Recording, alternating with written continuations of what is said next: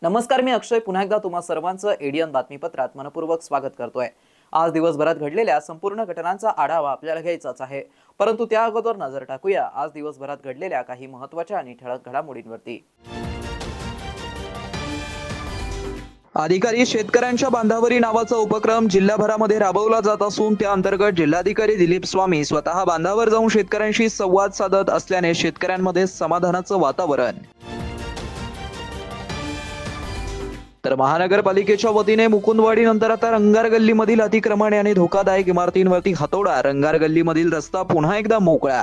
आता बघूया सविस्तर बातम्या। जिल्हाधिकारी दिलीप स्वामी यांनी अधिकारी शेताच्या बांधावरी या उपक्रमाअंतर्गत कृष्णापूरवाडी शिवारात भेट देऊन शेतकऱ्यांच्या अडीअडचणी जाणून घेतल्या। यावेळी शेतकऱ्यांनी आपल्या विविध समस्या मांडल्या, त्यांचं निराकरण करण्याचं आश्वासन स्वामी यांनी दिलंय। शेतकऱ्यांच्या अडीअडचणी जाणून घेण्यासाठी अधिकारी शेताच्या बांधावरी या उपक्रमाअंतर्गत जिल्हाधिकारी दिलीप स्वामी आज सकाळी कृष्णापूरवाडी या गावात गेले। तेथे शेतकऱ्यांशी चर्चा करून त्यांच्या समस्या जाणून घेतल्या। जिल्हाधिकारी दिलीप स्वामी आज सकाळी 9:30 वाजेच्या सुमारास कृष्णापूरवाडी कोलठाण येथील शेतकऱ्यांकडे गेले। जनार्दन किसर दौड कोलठाण गट नंबर 33, धरमसिंग कारभारी गोलवाल कृष्णापूरवाडी गट क्रमांक 41, कालूसिंग मानसिंग बहुरे कोलठाण गट नंबर 23, मोतीलाल हिरालाल बहुरे कृष्णपूरवाडी गट नंबर 37, हरिदास पंडित मोठे गोलठाण गट नंबर 35/1, त्र्यंबक नवलाची कवंदे कृष्णपूरवाडी गट नंबर 85 तसेच परिवारातील इतर शेतकऱ्यांनी त्यांनी संवाद साधला। शेतकऱ्यांनी यावेळी अधिकाऱ्यांसमोर शेतरस्ता, खत बी बियाण्यांची उपलब्धता याविषयी आपल्या समस्या मांडल्या। पीक कर्ज उपलब्धतेबाबतही शेतकऱ्यांनी आपल्या समस्या मांडल्या। शेतकऱ्यांना वेळेत व रास्त दरात बियाणे, खते उपलब्ध करून देण्याबाबत उपाययोजना करण्याचं जिल्हाधिकारी यांनी आश्वस्त केलं। पीक कर्ज उपलब्धतेबाबत बँकांना शेतकऱ्यांपर्यंत पोहोचण्याबाबत निर्देशित करण्यात येईल असं त्यांनी सांगितलं। तसेच या परिसरातील शेतकऱ्यांच्या समस्येबाबतही तात्काळ उपाययोजना करण्याचे निर्देश त्यांनी दिलेत। अधिकारी शेतकऱ्याच्या बांधावरी असं नाव देऊन आम्ही एक उपक्रम जिल्हाभरामध्ये राबवतोय। प्रत्येक तालुक्यातील अधिकारी हे त्या तालुक्यातील शेतीच्या बांधावर जाऊन शेतकऱ्यांशी चर्चा करत आहेत। शेतकऱ्यांनी जिल्हाधिकारी कार्यालय किंवा तहसील कार्यालयात तक्रारी किंवा अडचणी घेऊन येण्यापेक्षा आपण त्यांच्या बांधावर जाऊन काय अडचणी आहेत आणि खत विक्रेते किंवा बँकेचे अधिकारी जे सर्व काही व्यवस्थित चाललंय असा रिपोर्ट देतात, तो खरा आहे की खोटा याची खातरजमा करण्यासाठी आणि प्रत्यक्ष शेतीवर जाऊन शेतकऱ्यांचा रस्ता असेल, शेतकऱ्यांची फेरफार किंवा महसुली प्रकरणं असतील, बी बियाणे असतील, खतं असतील किंवा पीक कर्ज, हे जे अतिशय महत्त्वाचे विषय आहेत, या विषयासंदर्भात काय परिस्थिती आहे हे जाणून घेण्यासाठी आम्ही शेतकऱ्यांमध्ये फिरतो आहोत। काल जवळजवळ 1000 शेतकऱ्यांच्या मुलाखती आमच्या अधिकाऱ्यांनी घेतलेल्या आहेत। प्रत्येक तालुक्यात किमान 10 अधिकाऱ्यांनी प्रत्येकी 10 शेतकऱ्यांच्या बांधावर जाऊन मुलाखती घ्यायचं ठरवलेलं होतं। एक 10-15 प्रश्नाची प्रश्नावली तयार करून दिलेली आहे, तुम्ही बघितलं, आता आम्ही लिहून घेतलेली आहे आणि त्याच्यासोबत इतर प्रश्न पण आम्ही लिहून घेतोय आणि लगेचच या अहवालानंतर आमच्या स्तरावरचे जे प्रश्न आहेत ते पुढच्या आठवड्यामध्ये आम्ही पूर्ण करतो आहोत। यामध्ये शेतीचा रस्ता, पीक कर्ज वेळेवर न मिळणे, बँकेतले लोकांची वागणूक चांगली नसणे किंवा खताच्या बाबतीमध्ये युरियाचं शॉर्टेज असणे किंवा बऱ्याच ठिकाणी काही दुकानदार लिंकिंग करत आहेत अशी पण तक्रार आलेली आहे। काही ठिकाणची फेरफार काही शेतकऱ्यांची प्रलंबित आहेत। तर हे सर्व प्रश्न पुढील 1 महिन्यामध्ये आम्ही मार्गी लावणार आहोत। जे आमच्या जिल्हा प्रशासन स्तरावरचे आहेत ते आम्ही निकाली काढू, जे शासन स्तरावर मदत लागणार आहे ते आम्ही शासनाकडे कळवू। नमस्कार, मी बाळू जनार्दन दौड, राहणार कृष्णापूरवाडी कोलठाण, तालुका जिल्हा छत्रपती संभाजीनगर। आज आमच्या गावामध्ये जिल्हाधिकारी साहेब आले व त्यांनी गावकऱ्याच्या सर्व समस्या बांधावर येऊन जाणून घेतल्या। तसेच शेतकऱ्याच्या रस्त्याच्या समस्या, शेतीविषयक बी बियाणे, खते, औषधे, खते लिंकिंगच्या समस्या या सर्व जिल्हाधिकारी साहेबांनी जाणून घेतल्या व आम्हाला शेतकऱ्यांना मार्गदर्शन केले व सर्व समस्या सोडवण्याची ग्वाही दिली। आणि येणाऱ्या काळामध्ये बीज पुरवठा, जे लिंकिंगचे खते, वाढीव दरामध्ये जे दुकानदार विकतात त्याच्यावर निश्चितपणे जिल्हाधिकारी साहेब कारवाई करणार ही आम्हाला शाश्वती दिली आणि जिल्हाधिकारी साहेबाच्या या येण्याने सर्व शेतकरी खुश झाले व सर्वांना याचा फायदा होणार। बुधसिंग मानसिंग बौरे, कृष्णापूरवाडी। कलेक्टर साहेब आमच्या बांधावर येऊन पाणी केली याबद्दल त्यांचे धन्यवाद। मुकुंदवाडी येथील अतिक्रमणाच्या कारवाईनंतर छत्रपती संभाजीनगर महानगरपालिकेच्या अतिक्रमण हटाव पथकाने रंगार गल्ली येथील अतिक्रमणे हटवून रस्ता मोकळा केलाय। यावेळी धोकादायक असलेली एक इमारत देखील पाडण्यात आली आहे। छत्रपती संभाजीनगर महानगरपालिकेच्या वतीने मुकुंदवाडीच्या कारवाईनंतर आता त्यांचा मोर्चा रंगार गल्लीकडे वळवला आहे। मंगळवारी रंगार गल्ली येथील रस्ता मोकळा करण्यासाठी रस्त्यावरील अतिक्रमणे हटवण्यात आले आहेत। या ठिकाणी एका दूध डेअरीची धोकादायक इमारत जमिनोदस्त करण्यात आली आहे। सदर कारवाई सुरू असताना या दूध डेअरीचे मालक आणि त्यांच्या परिवाराने सुरुवातीला अतिक्रमण हटवण्याच्या कारवाईला विरोध दर्शवला, मात्र त्यांच्याकडे समाधानकारक दस्तऐवज कागदपत्र नसल्या कारणाने सदर इमारत अतिक्रमण हटाव पथकाने जमिनोदस्त केली। त्यानंतर रंगार गल्ली येथून सिटी चौकडे जाणाऱ्या रस्त्यावरील दुकाने हटवण्यात आली आहे। सदर रस्ता रुंदीकरणाची कारवाई अनेक वर्षांपासून प्रलंबित होती। या रस्त्यावरील काही मालमत्ता धारकांनी न्यायालयामध्ये धाव घेतली असल्याने रस्ता रुंदीकरणाचं काम दमलं होतं। आज मंगळवारी महानगरपालिकेच्या पथकाने रंगार गल्ली भागात धडकेत सर्व अतिक्रमणे निष्कासित केली। बहुत पुरानी जगह है, मेरी दादी का की जगह है ये। अगर ऐसा करेंगे तो गलत हो जाएगा सर। ये आज करें लोगों हमका मोहरा दे चुका है। 125 साल पुराना जगह है, मेरी दादी की याद की जगह है। 125 साल पुरानी जगह है। आम्ही हायकोर्टामध्ये आहो साहेब, आम्ही हायकोर्टामध्ये चालू आमचा केस आणि हे जुलूम आहे। हे तो काय हुकुमशाही आहे, हुकुमशाही लावली यांनी। आमचं मोहरा दे चुका मी विकासाबरोबर मी आहे। जागा इथे सोडून चाललोय आम्ही। जागा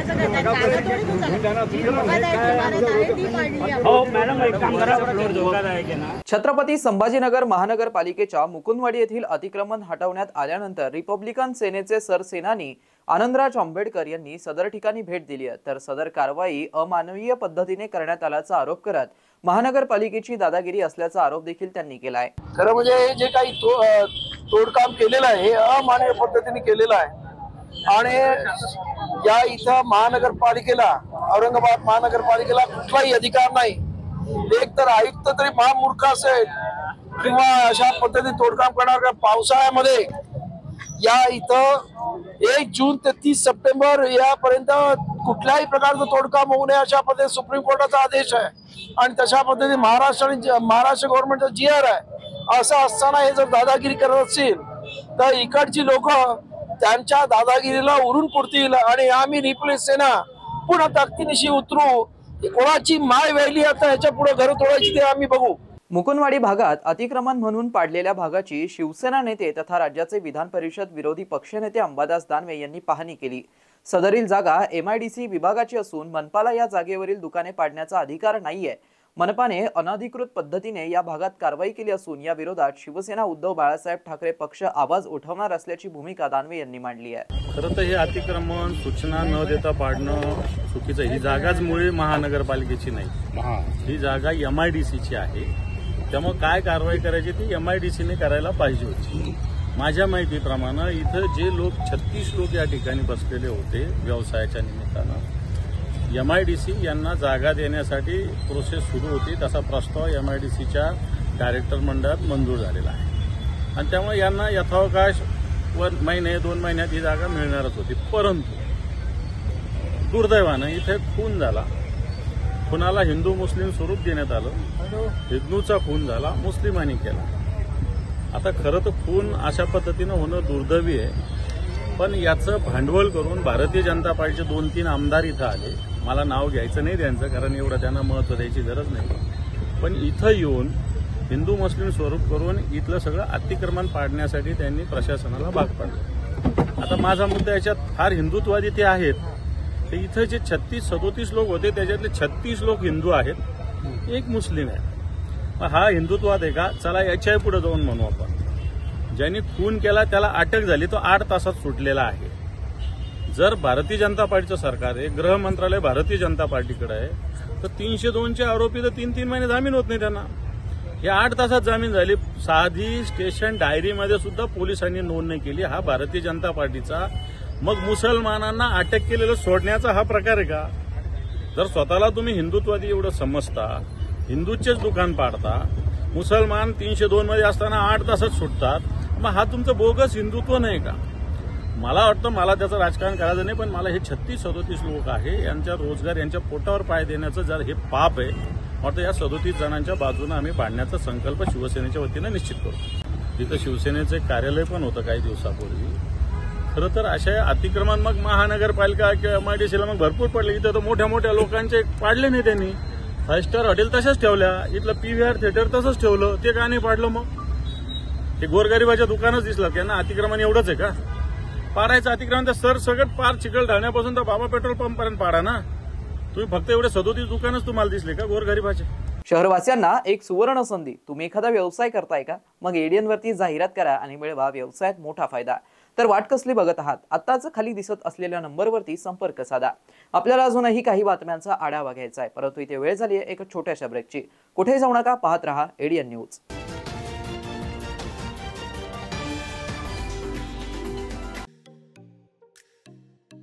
10वी-12वी झाली, आता पुढे काय? शहराच्या मध्यवर्ती ठिकाणी असलेल्या महाविद्यालयाच्या शोधात आहात तर सर्व विद्यार्थ्यांसाठी एज्युकेशनचा मास्टर स्ट्रोक विवेकानंद शिक्षण संस्था संचालित विवेकानंद कला सरदार दलीप सिंग वाणिज्य व विज्ञान महाविद्यालय समर्थनगर छत्रपती संभाजीनगर NAP राष्ट्रीय शैक्षणिक धोरणानुसार BA, BCom, BSc, BBA 2025 व 26 साठी प्रवेश प्रक्रिया व नोंदणी सुरू झाली आहे. यशवंतराव चव्हाण महाराष्ट्र मुक्त विद्यापीठ नाशिक व इंदिरा गांधी मुक्त विद्यापीठ दिल्ली हे अभ्यास केंद्र उपलब्ध आहेच, परंतु आपल्या शहराच्या मध्यवर्ती ठिकाणी प्रशस्त इमारत, 3ही विद्याशाखा, 16 विषयामध्ये PGचे अभ्यासक्रम, शिवाय 11 विषयात PhD रिसर्च सेंटर, गुणवत्तापूर्ण व दर्जेदार शिक्षण, 50 वर्षांची उज्ज्वल परंपरा, सुसज्ज ग्रंथालय, ओपॅक, लिस्ट आणि रिमोट ऍक्सेसची सुविधा, आधुनिक विज्ञान प्रयोगशाळा, सुसज्ज क्रीडा विभाग, राष्ट्रपतींच्या हस्ते गौरवप्राप्त विद्यार्थ्यांचा महाविद्यालयात सहभाग, दिव्यांगांसाठी स्पेशल कॉम्प्युटर लॅब,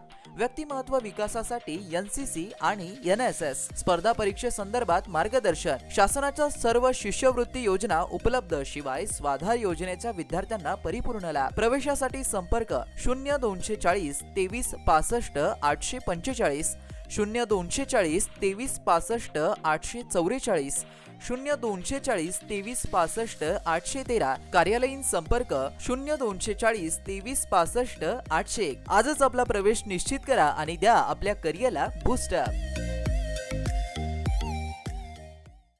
अनेकांच्या मनात स्वप्न असते की देशाची सेवा करायची, परंतु काही लोकच योग्य प्रशिक्षण घेऊन ते वास्तवात पूर्ण करतात.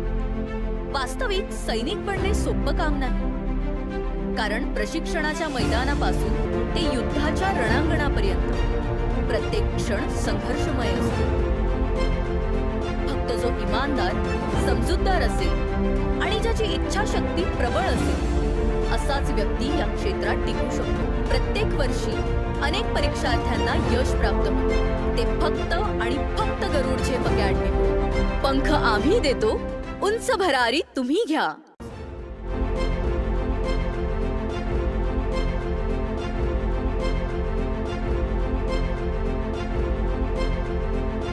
शिक्षण असो किंवा नोकरी, कुठल्याही कामानिमित्त छत्रपती संभाजीनगर येथे येत असाल तर तुमच्या घरगुती जेवणाची चिंता आता मिटली.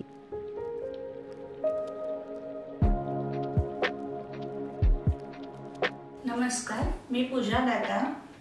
माझं कॉलेजचे शिक्षण पूर्ण झाल्यावर मी काही वर्ष नोकरी केली, काही वर्ष गृहिणी होते आणि नंतर रुचिरा स्वयंपाकघर सुरू केलं. रुचिरा स्वयंपाकघर सुरू करण्यामागे उद्देश व्यवसाय हा नव्हता, माझी आवड हा महत्त्वाचा उद्देश होता. तो मी स्वतःच्या जागेत 2009 सालापासून खडकेश्वर येथे सुरू केला. तेव्हा अतिशय छोट्या प्रमाणात सुरू झाला होता तो. त्याचं स्वरूप आता खूप मोठं झालंय. आपल्या आजूबाजूला गव्हर्नमेंट ऑफिसेस, शिकणारे विद्यार्थी हे बरेच असल्यामुळे त्यांना त्यांच्या घरासारखं स्वयंपाक जेवण इथे मिळतं, म्हणून बरेच सारे लोक लंच ब्रेकमध्ये येतात. रुचिरा स्वयंपाकघरात कटाक्षाने मी क्वालिटी आणि क्वांटिटी मेंटेन करण्याचा प्रयत्न करते. क्वालिटी अतिशय उत्तम स्वयंपाकाची राहण्यासाठी ताजा भाजीपाला, अतिशय उत्तम सगळा किराणा असा मी तिथे आणत असते. आणि त्याचं रूपांतर आजच्या रुचिराच्या यशाकडे झालेलं आहे. आपल्याकडे येणारा वर्ग हा जास्तीत जास्त नोकरदार वर्ग आणि विद्यार्थी आहेत. ते घरापासून दूर असतात.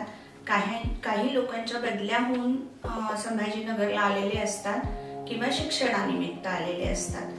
तर त्यांना आपल्या रुचिरा स्वयंपाकघरात घरच्यासारखं गरम, ताजं आणि चांगल्या चवीचं, घरच्यासारख्या चवीचं जेवण उपलब्ध होतं आणि त्यांच्या लंच ब्रेकमध्ये अर्धा तासात ते जेवून जाऊ शकतात. इतकाच वेळ तिथे लागतो जेवणासाठी.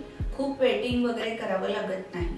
रुचिरा स्वयंपाकघरात काम करणारी लोक सुद्धा आपल्या घरचं काम असल्यासारखं मनापासून व आवडीने करतात. तसंच रुचिरा स्वयंपाकघरात काम करणाऱ्या लोकांना तिथून जे उत्पन्न मिळतं त्यामुळे त्यांच्या आयुष्याचा चांगला भाग तो झालेला आहे आणि ते अतिशय चांगल्या रीतीने आपलं आयुष्य जगतात. त्यामुळे त्यांना रुचिरा स्वयंपाकघराबद्दल जास्त आत्मीयता वाटते. रुचिरात बनवलेले मसाले 80% असतात आणि 20% बाहेरचे मसाले असतात आणि थोडीशी चव चटकदार होण्याच्या दृष्टीने माझा प्रयत्न असतो, कारण तरुण वर्ग आपल्याकडे जास्त येत असतो. घरगुती जेवणाच्या चवीसाठी एकदा अवश्य भेट द्या रुचिरा स्वयंपाकघर येथे. मस्त मास्क पहना रे तूने. Thank you sir. वो जान बचाने के लिए पहनना पड़ता है ना सर. रेडीमेड है या टेलर मेड है? ऑनलाइन ऑर्डर किया है सर. एक और है ना सर. देना. बहुत मस्त लगे आपको. ये ना सर. सर ना भाई, जान बचाने के लिए बाइक चलाते वक्त सिर्फ खोपड़े पे मास्क पहनेगा तो खोपड़े को कौन बचाएगा? समझ गया सर. हेलमेट ऑनलाइन ऑर्डर कर, वरना हमेशा के लिए ऑफलाइन हो सकता है. Okay sir. ये ले. चल हम ये भी ऑनलाइन भर दे. हेलमेट पहने, ट्रैफिक नियमों का पालन करे, जिंदगी के सफर को सुरक्षित रखे.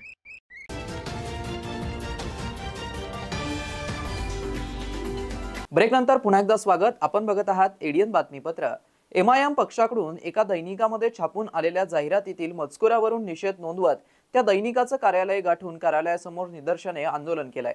त्यांच्या मागण्यांबाबत माध्यमांशी बोलताना अधिक माहिती देण्यात आली आहे. एक मोर्चा आयोजित केला होता.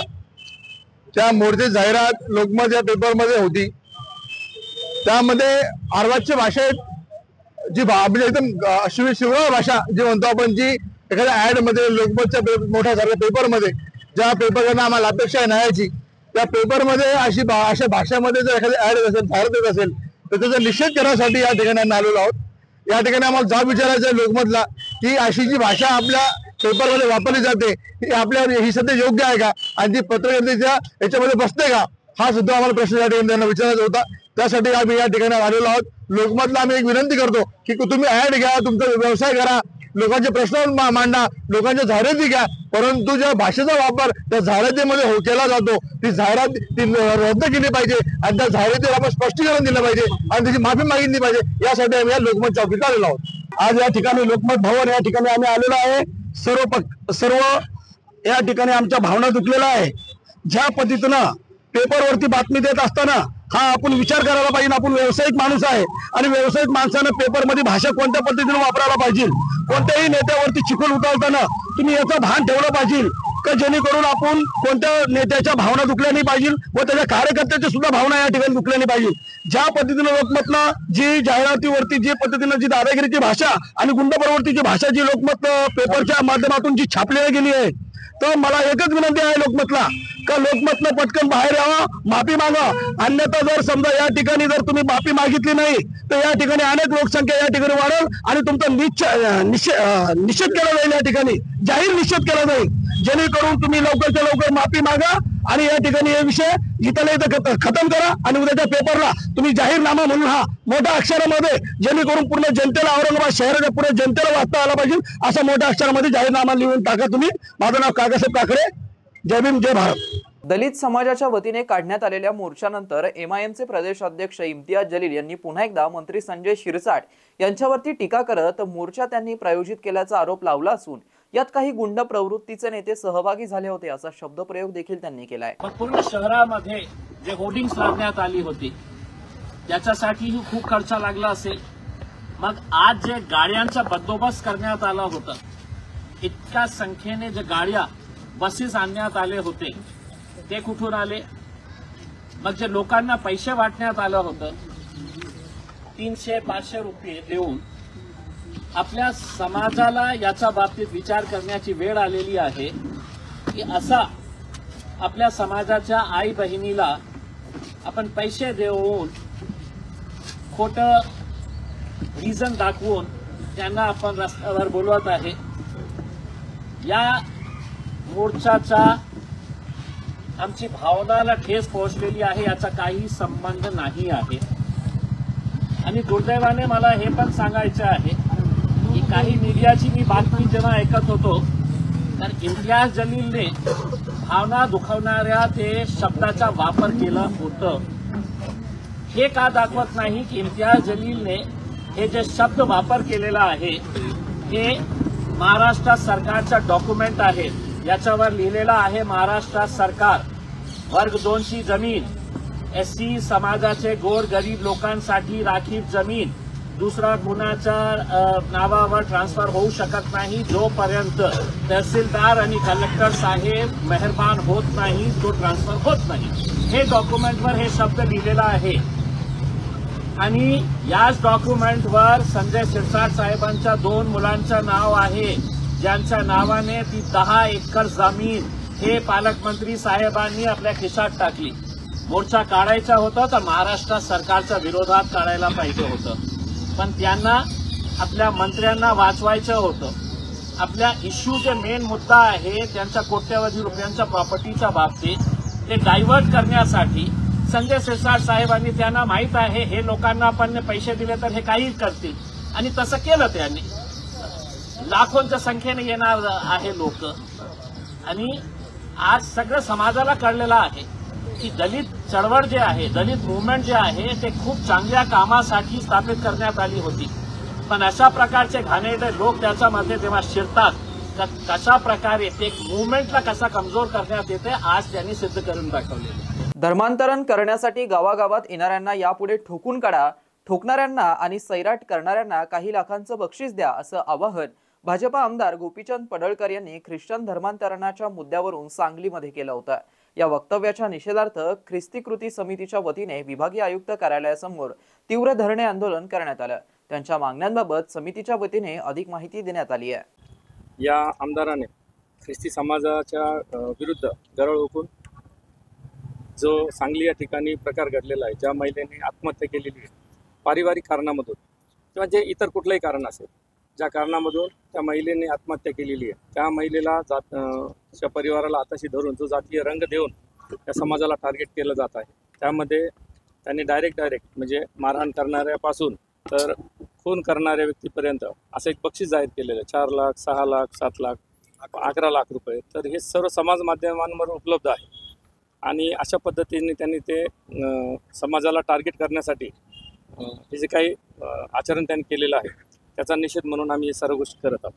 आणि हा आज नाही, हा अनेक वर्षापासून आहे. सरकार मायबाप सरकार जोही निर्णय घेईल या संबंधाने तो आम्हाला मान्य असेल, कारण या ठिकाणी कोणीही धर्मांतर करत नाही.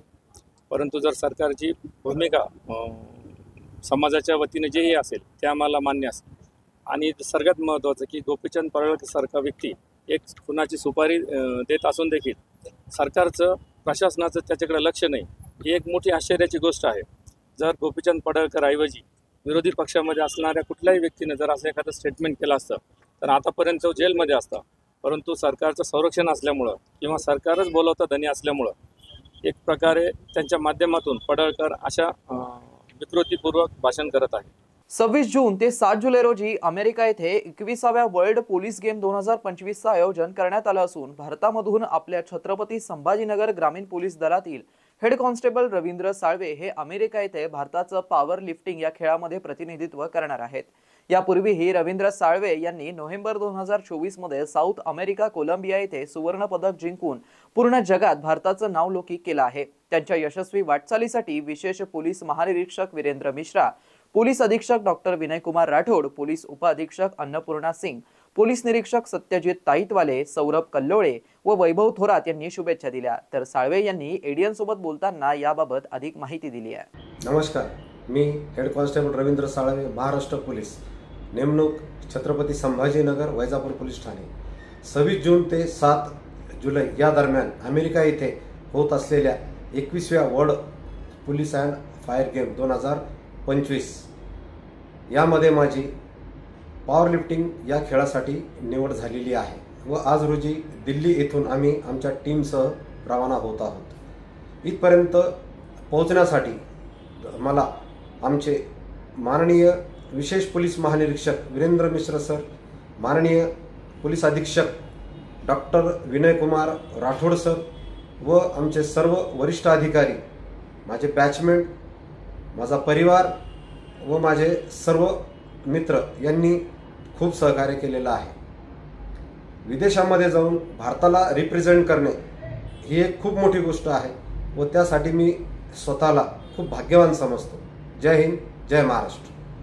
शेवटी पुन्हा एकदा नजर टाकूया आज दिवसभरात घडलेल्या काही महत्त्वाच्या आणि ठळक घडामोडींवरती। अधिकारी शेतकऱ्यांच्या बांधावरी नावाचा उपक्रम जिल्हाभरामध्ये राबवला जात असून त्या अंतर्गत जिल्हाधिकारी दिलीप स्वामी स्वतः बांधावर जाऊन शेतकऱ्यांशी संवाद साधत असल्याने शेतकऱ्यांमध्ये समाधानाचं वातावरण। तर महानगरपालिकेच्या वतीने मुकुंदवाडी नंतर आता रंगार गल्लीमधील अतिक्रमण आणि धोकादायक इमारतींवरती हातोडा, रंगार गल्लीमधील रस्ता पुन्हा एकदा मोकळा। आणि याबरोबरच हे बातमीपत्र इथेच संपलं। पुन्हा भेटूया पुढील बातमीपत्रात। तोपर्यंत पाहत रहा आपल्या हक्काचं बातमीपत्र ADN न्यूज।